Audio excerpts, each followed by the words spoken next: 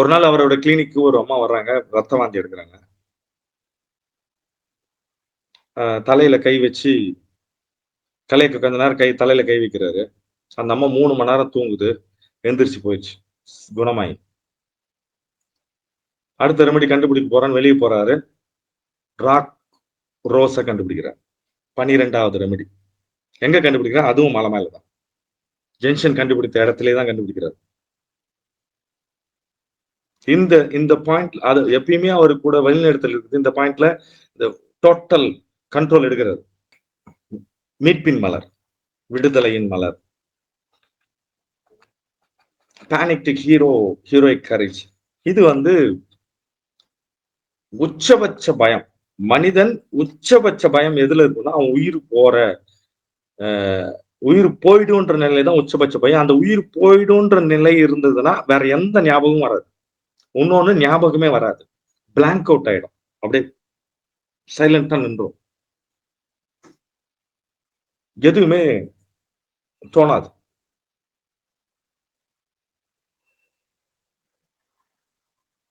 அப்போ பேட்ச் சிஸ்டத்துல 12வது ரெமெடி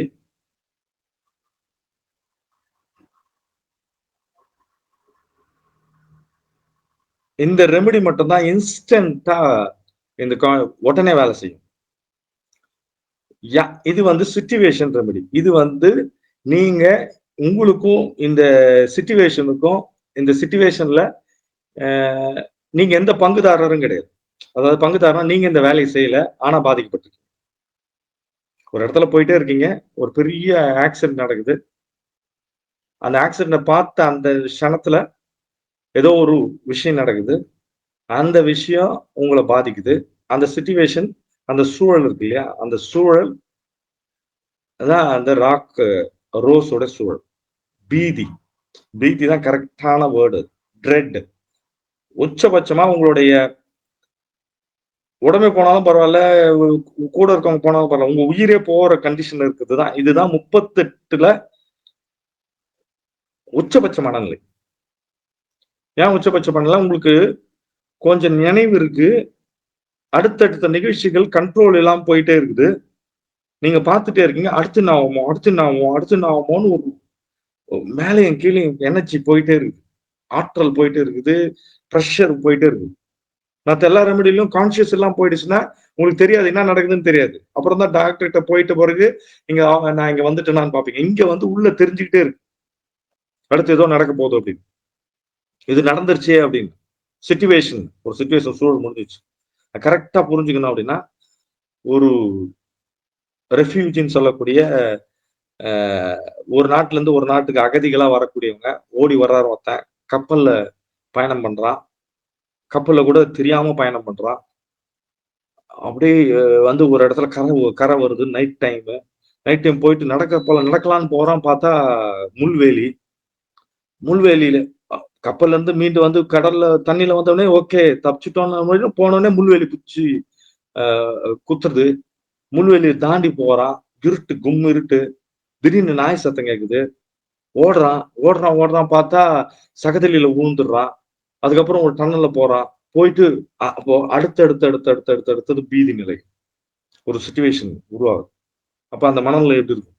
தன்னோட உயிரை பாதுகாத்துக் கொள்வது எல்லாம் எதுவுமே இல்லை அவங்ககிட்ட. ஆக்சுவலா உடைமைகள் இல்ல, உறவு இல்ல, நாடு இல்ல, ட்ரெஸ் இல்ல, உயிர் மட்டும் தான் இருக்கு. அந்த இன்ஸ்டன்ட்ல இந்த இடத்துல இந்த பக்கம் பிளட்டோட சம்பந்தப்பட்டது. பிளட் வாமிட்டிங் பார்க்கும் போதுதான் அடுத்து அவர் இது கண்டுபிடிக்கிறாரு. அப்போ இந்த சிச்சுவேஷன் ஞாபகம் வச்சுங்க. பீதி, ட்ரெட், பயத்தின் உச்சபட்சம். பயத்தின் உச்சபட்ச பயம் என்பது உங்களுக்கு தெரிந்திருக்கிறது. இந்த உச்சபட்ச பயத்துல இருக்கிறேன்னு.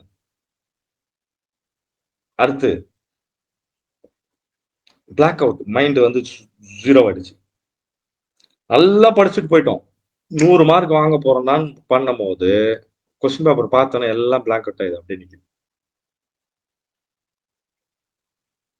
அதுக்கப்புறம் ஒரு ஊருக்கு போறோம். பார்த்தா பர்ஸ்ல இருந்து பர்ஸ் திறந்து எதனா வாங்கலாம்னு பார்க்கும்போது பர்ஸ் ஒண்ணுமே இல்ல. புது காசே இல்ல. பீதி அடுத்து என்ன? அப்போ ஃபீலிங் அலார்ம்டு அடுத்து என்ன நடக்குமோ? அடுத்து என்ன நடக்குமோன்னு இருக்குது. இந்த சூழ்நிலை இன்னொரு இடத்துலயும் இன்னொரு நெறைய இடத்துல வரும். முதல்ல நேச்சுரல் கலாமிட்டி அடிச்சு எல்லாத்தையும் தரமட்டமாக்கிச்சு தண்ணி. எல்லாம் முடிஞ்சிருச்சு. அந்த கண்டிஷன். மிகப்பெரிய டிசீஸ்ல டெட் பாடி பார்த்துட்டே இருக்கிறோம் அடுத்து. 1, 2, 3, 4ன்னு. Sudden loss. மிகப்பெரிய இடத்துல இருந்து லாஸ் ஆகுது. டிவோர்ஸ். துரோகம் பண்ணிட்டானே எனக்கு. டிவோர்ஸ் குடுத்ததுக்கு அப்புறம் எதுவுமே குடுக்காம உட்டான். அப்படி ஒரு கண்டிஷன். இந்த கண்டிஷன் வந்து கிரேட் அர்ஜென்சி பயங்கர வேகமா, அதாவது சூழல்கள் வேகமா நடந்துகிட்டே இருக்கும். அடுத்தடுத்து நடந்திருக்கும். அவுட் ஆஃப் கண்ட்ரோல் நடந்துட்டே இருக்கும். டேஞ்சர். இன்டென்ஸ் சிச்சுவேஷன்ல இருக்கும். அன்கண்ட்ரோலபிள், பிளாங்க் அவுட், பைத்தியக்காரத்தனத்தின் உச்சத்துல இருக்கும். அடுத்து என்ன பண்றதுன்னு தெரியல அப்படின்றது. சூசைடல் டெண்டன்சி போறது இல்ல சூசைட பார்த்தது. இது அதனாலதான் என்ன பண்றாருன்னா, இந்த ரெமெடி போட்ட உடனே பல தடவை நான் பார்த்திருக்கேன். சிங்கிள் ரெமெடி அத போட்டவனே இட் ரெஸ்கியூஸ் யூ. அதனாலதான் இத ரெஸ்கியூ ரெமெடினே சொல்லியிருக்காரு டாக்டர் பேட்ச். இந்த ஒரு ரெமெடிக்கு மட்டும் ரெஸ்கியூ ரெமெடின்னு சொல்லியிருக்காரு. ஃபியர், பேனிக் அதிகமான ஒரு விஷயங்கள். ஸ்ட்ராங்கஸ்ட் ஃபியர் இதுதான். Strongest fear human can. ஒரு மனிதன் இதை விட பெரிய பயத்தை எதிர்நோக்க முடியாது. அந்த அளவுக்கு பயம். ஹார்ட் பீட் ஆயிட்டே இருக்கும். ஹார்ட் பீட்டிங் பயங்கர ஃபாஸ்டா இருக்கும். இது தொண்டை வந்து பிடிச்சிருக்கும். பேசக்கூட முடியாது. அந்த அந்த ரெஃப்யூஜி அகதியை நினைச்சு பாருங்க. அப்படியே போய் விழுந்திருப்பான். அடுத்து வரும்போது ஏதோ ஒரு வகையில வருது. அப்படி பார்க்கும்போது கத்துறது கூட திராணி இல்லாம ஒரு நிலை. மென்டல் எனர்ஜி ஃபுல்லா வேஸ்ட் ஆயிடுது. பாடியும் பாடியும் டார்ச்சர் ஆயிருக்கும். மைண்டும் டார்ச்சர் ஆயிருக்கும். அந்த டெரர் பீதி இருக்கும். கப்பலை கடத்திட்டானுங்க, ஃபிளைட்டை கடத்திட்டாங்கன்னா எப்படி இருக்கும்? அந்த அந்த கண்டிஷன். இதுல கூர்ந்து கவனிக்கணும் நீங்க. ஏன் இந்த பீதி வருது அப்படின்னா, ஃபர்ஸ்ட் நான் நிலையானவன்னு தெரிந்து கொள்ளாம இருக்கிறது. இந்த உடலும் உலகமும் நிலையில்லாததுன்னு தெரிந்து கொள்ளாம இருக்கிறது. என்னை படைத்தவனை தெரிந்து கொள்ளாம இருக்கு.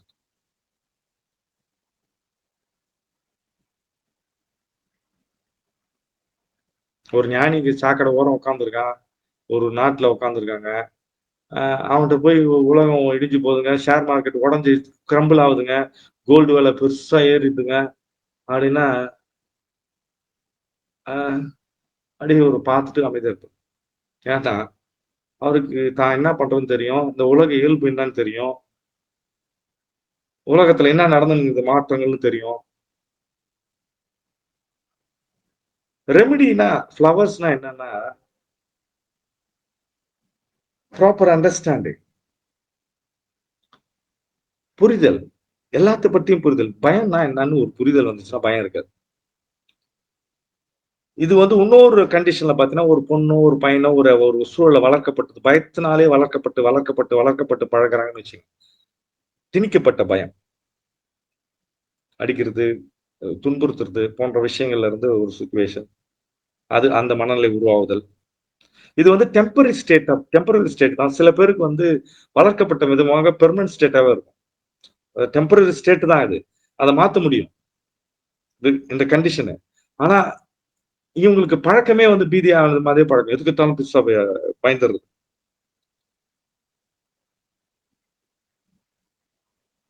டாக்டர் பேட்ச் இது ஹீலிங் அந்த கையை வச்சு குணப்படுத்தணும்னே ஒரு ஹீலிங் ஏஜென்ட். ஈஸியா காமிங் எஃபெக்ட், அமைதியை தரக்கூடியது, சூதிங் எஃபெக்ட், ஒரு நிதானத்தை தரக்கூடியது, தன்னை உணர்தலை தரக்கூடிய ஒரு இதுதான் நினைக்கிறது. அதுதான் போய் மலை ஓரத்துல இருக்கிற ஜங்ஷன் கூடயே பக்கத்திலே இருக்கிற ஒரு மலரை கண்டுபிடிக்கிறாரு.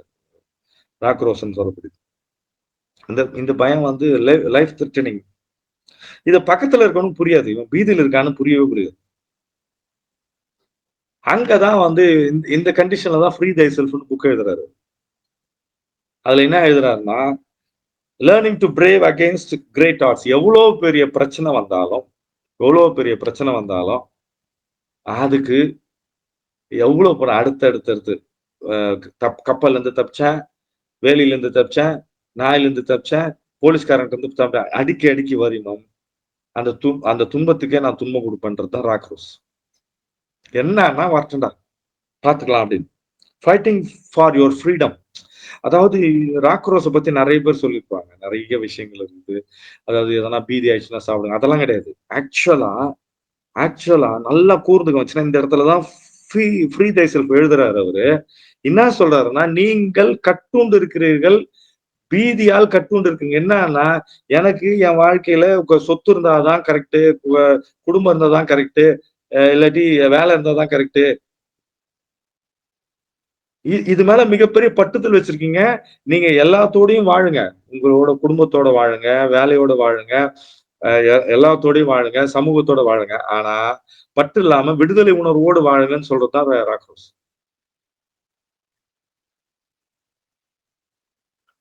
விடுதலை அதுக்கும் உங்களுக்கும் ஒரு சுதந்திரம் இருந்தா, உங்க வேலைக்கும் உங்களுக்கும் சுதந்திரம், உங்க வீட்டுக்கும் உங்களுக்கும் சுதந்திரம், உங்கள் மனதிற்கும் உங்களுக்கும் சுதந்திரம். ஃப்ரீ தை செல்ஃப்னு சொல்லிருக்காரு. உங்களுடைய கான்செப்ட், ஐடியா, தியானத்தை பத்தி ஐடியா, மலர்களை பற்றிய ஐடியா, குருவை பத்தி ஐடியா, புத்தகத்தை பற்றிய ஐடியா, அதாவது கருத்துக்கள், உங்களுடைய மதத்தை பற்றிய கருத்துக்கள், இதெல்லாம் வந்து உங்களை தாக்காம உங்களுக்கும் அதுக்கும் ஒரு விடுதலை இருக்குமானால் அதனால் நீங்கள் பாதிக்கப்பட மாட்டீர்கள். சிம்பிள்.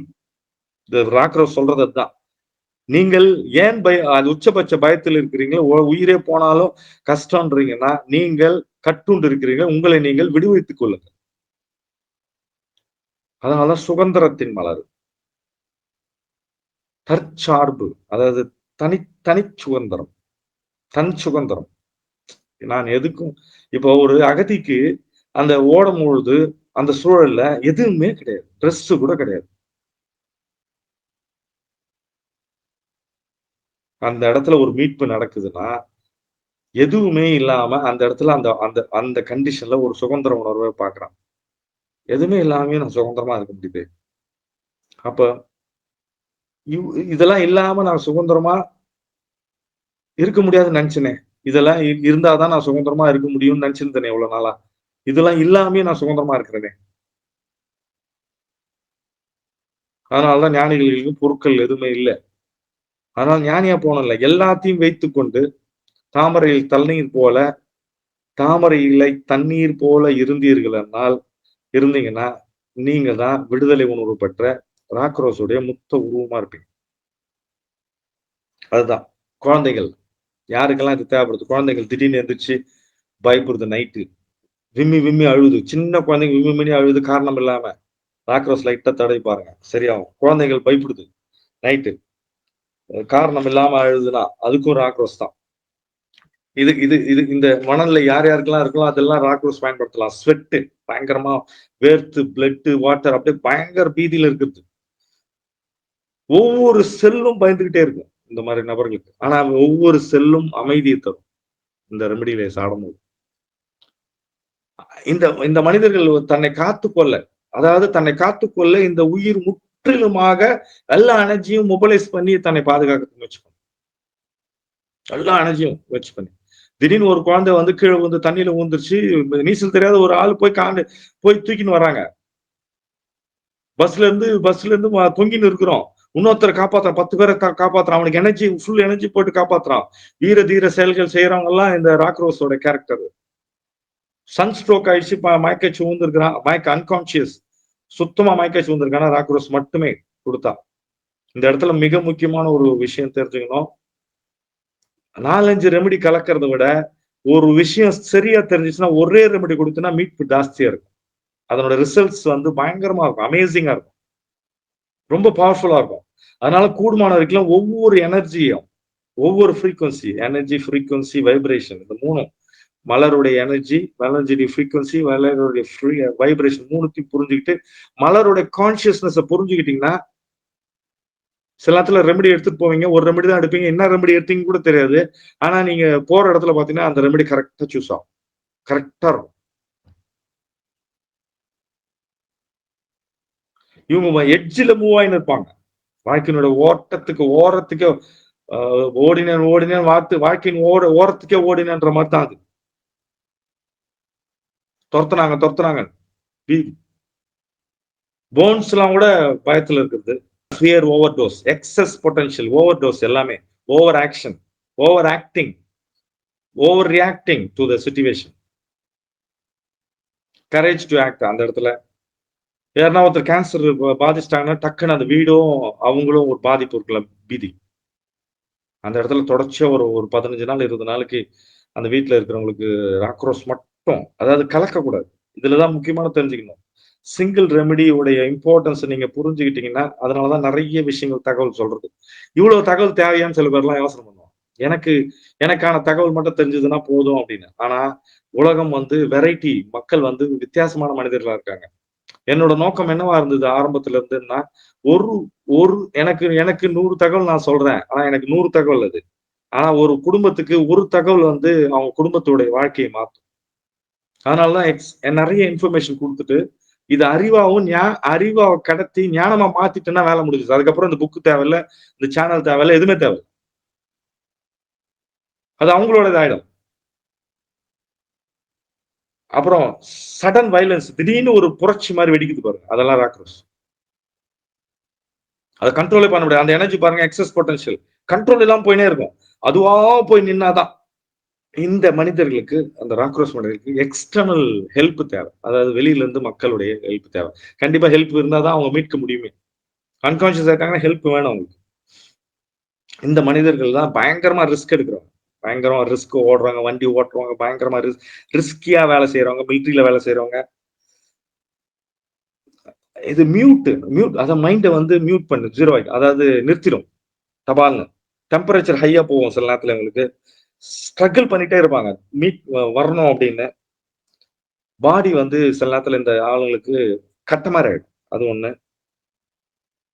அ சில நேரத்துல பேச்சு பப்ளிக் ஸ்பீக்கிங் பேசும்போது ஒரு பிளாங்க்னஸ் வருதுல்ல, அதுக்கு இது ரொம்ப ஹெல்ப் ஆகும். இதெல்லாம் எல்லாமே ஷார்ட் சிச்சுவேஷன் சூழல்னால ஏற்பட்ட மனநிலை.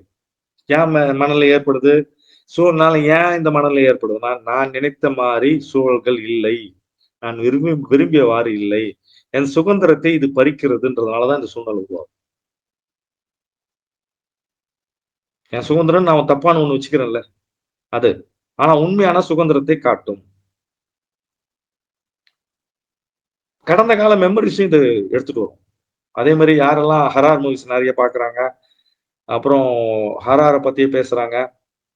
யாருன்னா ஒரு ஒரு ஒரு இடத்துக்கு போறீங்க, ஒருத்தருக்கு சில பேருக்கு பயங்கர பெரிய கட்டி இருக்குது. கழுத்துல இருக்குது, இல்லாட்டி முதுகுல இருக்குது. தலையே வித்தியாசமா இருக்குது. அத பார்த்தோனே உங்களுக்கு ஒரு பீதி வருதுன்னா, நீங்க ரெமெடி ராக்ரோஸ் மட்டும் நெனச்சுக்கிட்டு, இல்லாட்டி அவங்களுக்கு ராக்ரோஸ் குடுத்தீங்கன்னா, அவங்க சீக்கிரம் மீண்டுருவாங்க. இல்லாட்டி அந்த பீதி உருவாகுதுல, ஒரு பார்த்தோனே ஒரு பயம். பீதி, ரத்தத்த பார்த்தா பயம், மயக்கம். இதெல்லாம் வந்து இந்த இந்த இந்த இந்த சிஸ்டம். இந்த இந்த இந்த எனர்ஜிக்குள்ள இருக்குது. ராக்ரோஸ்.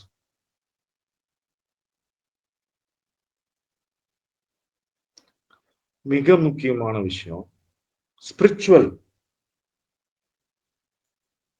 எமர்ஜென்சி அப்படின்னு சொல்லக்கூடியது. ஸ்பிரிச்சுவல் எமர்ஜென்சினா என்னன்னா, அ தியானம் பண்ணிட்டே இருக்கோம். திடீர்னு வந்து பிளாங்க் அவுட் ஆகி மைண்ட்ல எல்லாம் இதுவாயிருது. எனர்ஜி வந்து ஓவரா அதிகமா வருது. திடீர்னு டவுன் ஆவுறது. இம்பேலன்ஸ் இல்லாம மனநிலை பீதி ஆயிட்டே இருக்குது. தியானம் பண்ணும்போது பீதி ஆயிட்டே இருக்குது. அடுத்து தியானம் பண்ண முடியாத அளவுக்கு சூழ்நிலை உருவாவது. அத பார்த்து பயந்து, பயந்து, பயந்து இருக்கிறது. இந்த இடத்துல ஸ்பிரிச்சுவல் எமர்ஜென்சி. எப்படி வந்து சிச்சுவேஷன் எமர்ஜென்சி மாரி ஒரு இடத்துல இருந்து அடுத்த லெவலுக்கு வந்து ஒரு டிரான்ஸ்ஃபர்மேஷன் மாறப்போகுது. ஒரு விடுதலை. தெரியாத விடுதலை அடைய போகும்போது ஒரு கண்டிஷன் உருவாகும் மைண்ட்ல. எல்லாமே தேவையற்றது, குழப்பமானது. இதெல்லாம் எனக்கு தேவையா? இதெல்லாம் ஒரு பிரச்சனை. இந்த பிரச்சனையில நான் இவ்வளவு தவிக்கிறேனே! இதெல்லாம் வந்து அ அ செயல்படுமா? அப்படின்னு ஒரு கிரைசிஸ் உருவாகி அந்த ஸ்பிரிச்சுவல் விஷயத்துல இருந்து நம்ம பேக் அடிக்கிற மாரி ஒரு சூழ்நிலை உருவாகுற கண்டிஷன்ல வந்து இந்த ஒரு ரெமெடி மட்டும். இந்த கண்டிஷன் என்னன்னா, ரொம்ப நாளா முயற்சி பண்ணிட்டு இருக்கணும். நெறைய ஸ்பிரிச்சுவல், அதாவது ஆன்மீக சம்பந்தப்பட்ட தூண்டல்கள் உடல்ல ஏற்பட்டுட்டே இருக்கணும். அதுல போயிட்டு சமாளிக்க முடியாத ஒரு இடத்துல வந்து போய் நின்னு கிரைசிஸ் பிளாங்க் அவுட் ஆயி நிக்கணும். அதுல என்ன நடக்குமோ, ஏது இருக்குமோன்னு பீதி ஆற கண்டிஷன்ல போய் அந்த ராக்ரோஸ மட்டும் எடுத்தீங்கன்னா, லிபரேஷன் நடக்கும். ஃப்ரீடம் நடக்கும். You will be liberated from the shackles of chains. நீங்க கட்டுப்பட்டு கட்டுப்பட்டு வைத்திரு பற்றுதல் இருந்து லிபரேஷனா என்னன்னா பற்றுதல் இருந்து விடுதலை விடுதலை. அதாவது எந்த நிகழ்வு நடந்தாலும் பாதிக்காமல் இருப்பதுதான் ஞானம். மிக அற்புதம் 38ல இன்ஸ்டன்டேனியஸா வேலை செய்யறது தான். இந்த மலர் பேர் வந்து ஹிலியாந்தம் நிமுலேரம் அப்படின்ற ஒரு பேரு. ஹிலியாந்தம் அப்படின்றது வந்து சன், அதாவது சன் எனர்ஜி. ஹீலியஸ்ன்றது சன் எனர்ஜி, ஆந்தம்ன்றது ஃப்ளவர், நிமுலியரம் அது வந்து பேரு, மலையில இருக்கிறது. அப்படியே அட்ராக்ஷனான இருக்கிற ஒரு எல்லோ கலர். அந்த எல்லோ கலர்ல பாத்தீங்கன்னா அந்த நடுவுல எல்லோ, அதாவது கோல்டன் கலர்ல இருக்கும். அந்த கோல்டன் நடுவுல தங்க துகள்களை தூவி விட்டா அப்படி இருக்குமோ அப்படி இருக்கும் உள்ள நடுவுல. செடி வந்து ரொம்ப ஹைட்டா இருக்காது, தரையோட ஏறக்குறைய அப்படியே இருக்கும். அந்த அந்த இது மட்டும் பாத்தீங்கன்னா, அந்த பூ மட்டும் பாத்தீங்கன்னா அப்படியே மேல வந்து நிற்கும். பூ மட்டும். செடி வந்து செடியோடைய கண்டிஷனே தெரியாம தெரியாம இருக்கும். பூ மட்டும் பளிச்சுன்னு அப்படி இருக்கும். லைம் சுண்ணாம்பு அதிகமா இருக்கிற இடங்கள்ல விளையக்கூடியது. தகதகக்கும் தக தக தக தக தக தகதகிக்கிற ஒரு அதாவது என்ன சொல்றதுன்னா, துகள்கள் வந்து அந்த துகள்கள் வந்து ரொம்ப மின்ற மாதிரி இருக்கும். பியூர் கோல்டு காயின் மாதிரி. கீழே போய் அந்த இடத்த போய் பாத்தீங்கன்னா அந்த பூக்கள் வந்து அங்கங்க விழுந்து அங்கங்க இருக்கும். ஆக்சுவலி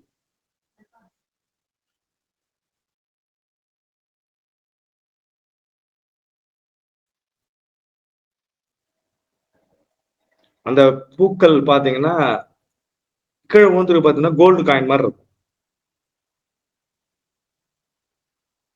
இன்னொரு ரொம்ப அழகான விஷயம் என்னன்னா, அந்த சில்க் பட்டு துணி இருக்குல்ல, பட்டு துணியை கசக்கி போட்டா, மஞ்சள் கலர் பட்டு துணியை கசக்கி போட்டா அந்த மாதிரி சாஃப்டா இருக்கும். இந்த மஞ்சள் கலர் டிஷ்யூ பேப்பரை போட்டா எப்படி இருக்குமோ அந்த மாதிரி அப்படியே நீங்க பாத்தீங்கன்னா ஒரு காயின், கோல்டு காயின் அங்கங்க சேர்ந்தா எப்படி இருக்கும் அப்படி இருக்கும். ஒரே நாள் தான் வாழும் அது.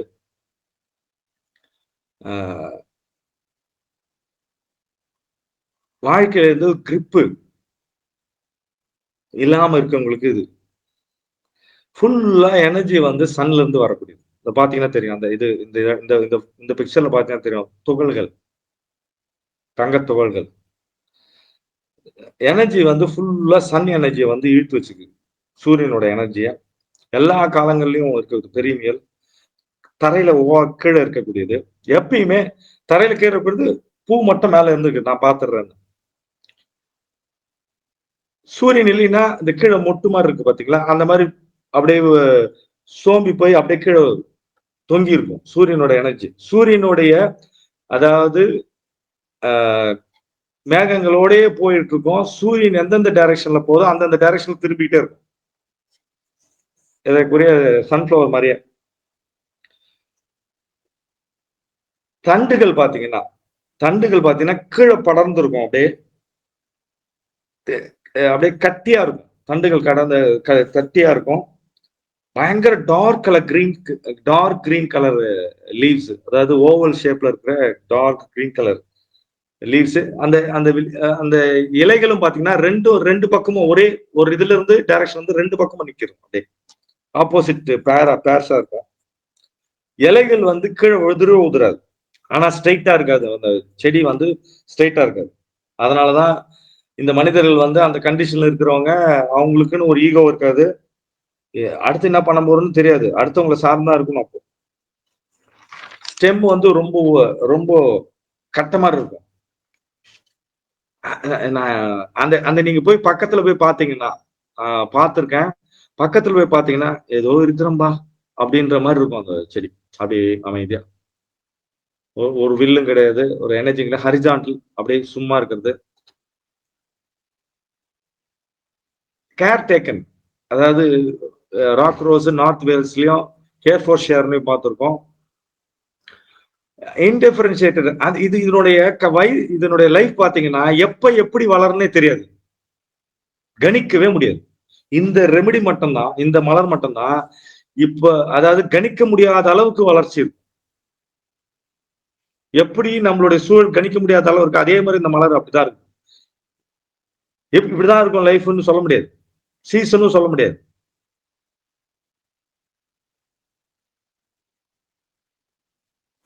பூ மட்டும் ஸ்ட்ரைட்டா இருக்கும்.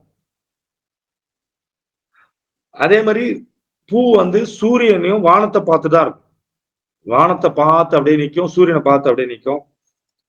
எப்பயுமே வாட்சிங், அதை நீங்க பாத்தீங்கன்னா ரேடார் மாதிரி இருக்கும். அது வாட்ச் பண்ணிட்டே இருக்கு. இது மட்டும் தான் அப்படியே விரிந்து அப்படியே வாட்ச் பண்ணிட்டே இருக்கும். விழிப்புணர்வோட எல்லாத்தையும் கவனித்து கொண்டே இருத்தல். சூழ்நிலை இருக்கு இல்லையா, பக்கத்து சூழ்நிலை எப்படி இருக்குதுன்னு வாட்ச் பண்ணிட்டே இருக்கும் இந்த மலர்.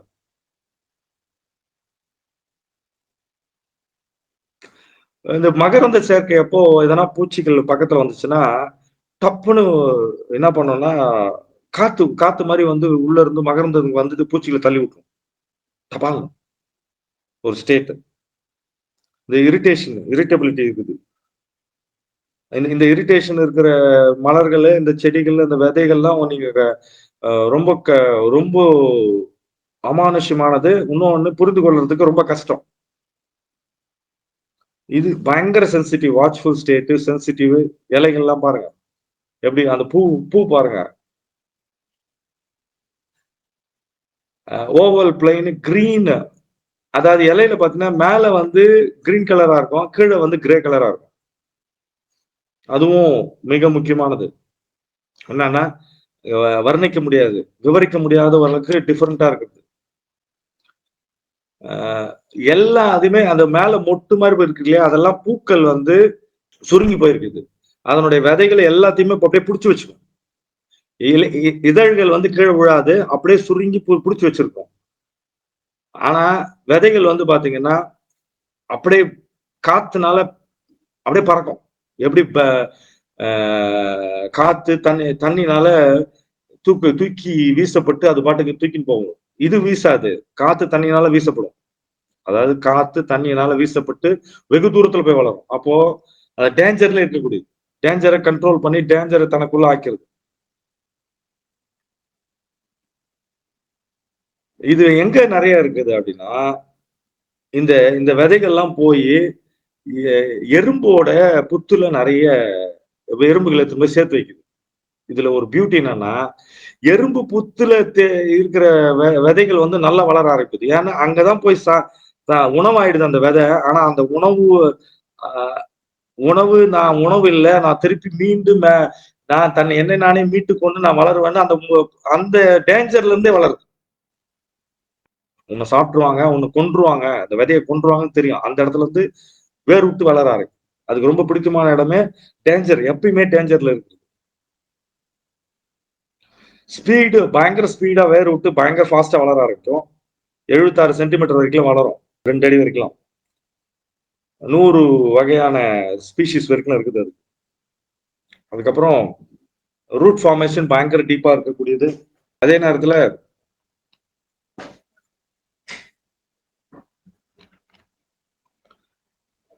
பிசிக்கல் வேர்ல்டு, உலகியல்ல உலக வாழ்க்கையில ஏற்படக்கூடிய பீதி,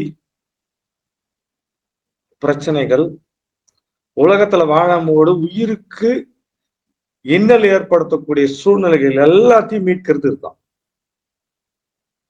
financial crisis, family crisis, natural crisis, எல்லாத்துலயுமே இதுல ஒரு எப்ப நீங்க எப்படி நீங்க அதை புரிஞ்சுக்கணும், எப்படி இது வந்து ராக்ரோஸ் கண்டிஷன் அப்படின்னா, இந்த பீதிய ஒண்ணு அன்கான்சியஸ் ஆகி விழுந்துடுறது ஒண்ணு, இன்னொன்னு கொஞ்சம் நினைவா இருந்து பயத்தை கவனித்துக் கொண்டே இருத்தல். பயம் போய் போய் போய் போய் போய் போய் வந்து நீங்க பீதி ஆயினே இருக்கீங்க. இந்த மனிதர்களை வயிற்று பிடிச்சுக்குவாங்க. அவங்களுக்கு வயிறு கண்ட்ரோல் ஆகி அதாவது பேதி ஆகிற சூழ்நிலை, பீதி வரும். ஒரு பயத்தினால ஒரு உங்களுக்கு வந்து அதாவது பேதி கண்ட்ரோல் ஆகல அப்படின்னா ராக் ரோஸ் கொடுத்தீங்கன்னா பயத்தினால அதிகபட்ச பயம். இதனுடைய முழு தன்மை என்ன அப்படின்னு சொல்லிட்டு முதல்ல சொல்லிட்டேன், விடுதலை. ஏன் எனக்கு பயம் வருது, பயத்தை பாத்துடுறேன், பயத்தை பாத்துடுறேன் அப்படின்றதுதான் வந்து இந்த பாத்துலாம்டா பயத்தை அப்படின்றது மீட்பு. Spiritual pressure. ரொம்ப நாள் இருந்துட்டு தியான நிலை இன்னும் உலர்ல, அடுத்து இவங்க என்ன பண்ணிடுவாங்க தெரியலன்னு ஒரு சில பேர் கண்டிஷன்ல இருக்கும். சில ஆசிரமங்கள்ல அவங்களுக்குலாம் தேடி கண்டுபிடிச்சு குத்தீங்கன்னா அவங்கள இருந்து மீட்டுருவாங்க. All fears must cast out. பாத்திரலாம்டா, எல்லாத்தையும் முடிச்சு விட்டுலாம் பயத்தெல்லாம். பயம் என்பது அந்நியமானது, எனக்கு என் ஆன்மாக்கு அந்நியமானது அப்படின்னு தெரிஞ்சுக்கிறது. அதுக்கடுத்து நாம யார் அப்படின்னா, நாம எதையும் தாங்கும் இதயம் நாம. நம்மளை அழிக்க முடியாது, நம்மளை யாரும் வந்து ஜெயிச்சிட முடியாது. அதுதான் நம்மளுடைய சோலோடைய எனர்ஜி. இது வந்து மென்டல் ஃப்ரீடம், பாடி ஃப்ரீடம் ரெண்டுமே பாதிக்கப்பட்டு. உடலால நீங்க கட்டுண்டு இருக்கீங்க ஒரு இடத்துல, மனதால கட்டுண்டு இருக்கீங்க, போராடிக்கிட்டே இருந்திருக்கீங்க, பயத்திலே 24 ஹவர்ஸ் இருந்திருக்கீங்கன்னா ஒன்லி ஒரே ரெமெடி மட்டும்தான். அந்த பயம் உங்களை பயப்படுத்திக்கிட்டே இருக்கு. அதாவது உங்களுக்கு தெரியுது பயம் பயன்படுத்துறது அப்படின்னு, சில பேருக்கு தெரியாது. மென்டல் கிளாரிட்டி, தெளிவு கொடுக்கறது, இதயத்தை ஆசுவாசப்படுத்துறது, ரொம்ப முக்கியமான அழகான பாயிண்ட். உண்மையை பற்றி உண்மையான அறிவை கொடுக்குறது. எது உண்மை அப்படின்னு தெரிந்து கொள்றது, மனதின் எல்லா வகையான பயத்தையும் போக்குவது, உங்களை விடுதலை செய்வது, உங்களை நீங்கள் ஹீரோ அப்படின்னு நீங்களே உணர்வது, எமோஷனல் ஒன்னஸ், உணர்ச்சிகளால் நாம் அனைவரும் ஒன்றே என்பது, கிரேட் ஸ்பான்டினிட்டி, அழகான வேர்டு, க்ஷணத்துக்கு க்ஷணம் வாழ்வது, இயல்பாவே எல்லாவற்றையும் பார்ப்பது. நான் வந்திருப்பது, இந்த உலகத்துக்கு வந்திருப்பது பயப்படுறதுக்காக, பீதிக்காகவோ இல்லை. நான் பீதி அடைய தேவையில்லை. நான் வியப்பதற்கும் நன்றி உணர்வோடு இருப்பதற்கும் ஆச்சரியப்படுவதற்கும் வந்திருக்கிறேன் அப்படின்னு சொல்றது. ஸ்பிரிச்சுவல் எனர்ஜி இருக்கிறது, அதிகமான ஸ்பிரிச்சுவல் எனர்ஜி, நன்றி உணர்வு, விடுதலை உணர்வு கொடுக்கக்கூடிய மிக அற்புதமான ஒரு மீட்பின் மலர். எமர்ஜென்சிக்கு இந்த கண்டிஷன் வந்து நிறைய பேருக்கு இருந்திருக்கும், இருக்குது.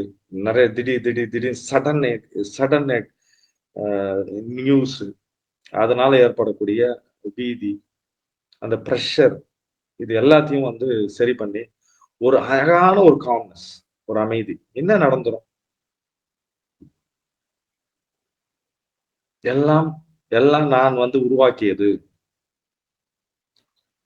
இது ஒரு ரொம்ப உண்மையான உண்மை. எல்லாம் நான் உருவாக்குறது, என்னுடைய செல்கள் இருக்கிற செல்கள், நான் இந்த உடம்பு நான் உருவாக்கியது. நான் அது 1 2 ஆச்சு, 2 4 ஆச்சு, 4 8 ஆச்சு, 8 16 ஆச்சு, இப்படிதான் உருவாக்கி இருக்கேன். அப்போ எதை கண்டு நான் பயப்பட? பயப்பதற்கு உலகத்துல எதுவுமே இல்லையா? சரி, இப்படி என்னால திங்க் பண்ண முடியல. எதுவுமே நான் உருவாக்கல, அதுவா உருவாச்சு, அதுவா போகுது, எதை கண்டு நான் பயப்பட? பயத்துக்குன்னு ஒரு இடம் இந்த உலகத்தில் இல்லை அப்படின்றத டிக்ளேர் பண்ற மலர். There is no such thing to dread because you are the child of God. இறைவனின் குழந்தைகள். பயப்பட அனுப்பவில்லை. நீங்கள் வியக்கவும், விந்தையாக இருக்கவும், ஆச்சரியப்படவும், நன்றி உணர்வோடு இருக்கவும் அனுப்பப்பட்டிருக்கீர்கள். நீங்க உங்களை அனுப்புனது வந்து நன்றி உணர்வா இருப்பதற்கு. அதனால விடுதலை உணர்வும் நன்றி உணர்வும் ஒன்றே. விடுதலையில் நன்றி உணர்வு, நன்றி உணர்வு விடுதலை என்பது தாத்பரியம் தான் இந்த மலர்.